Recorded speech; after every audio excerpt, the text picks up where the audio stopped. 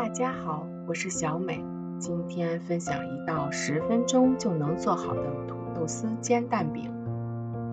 准备一个土豆，清洗干净后削去土豆的皮，然后再擦成细丝，也可以切成细丝。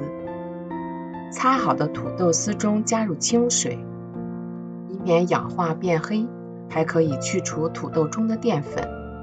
再准备一个胡萝卜，清洗干净后削去胡萝卜的皮，然后再擦成细丝备用。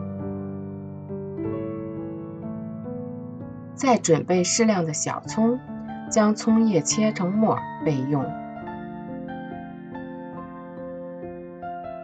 接下来准备适量的盐、鸡精、花椒粉备用。再准备4个鸡蛋。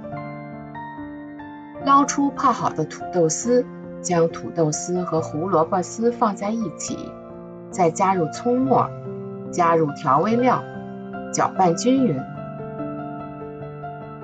平底锅预热，倒入食用油，用刷子刷均匀。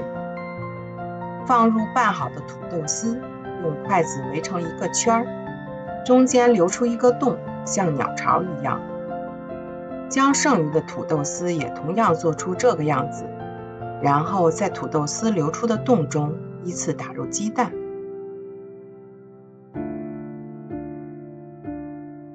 盖上盖子，小火慢煎5分钟。时间到了，打开盖子看看吧，我们的土豆丝饼就做好了。盛在盘子中，再撒上些调味料，或者是番茄酱、沙拉酱都可以。掰开看一下，鸡蛋和土豆都已经熟透了，是不是很满足你的味蕾？10分钟就可以做好的早餐饼，快来试试吧！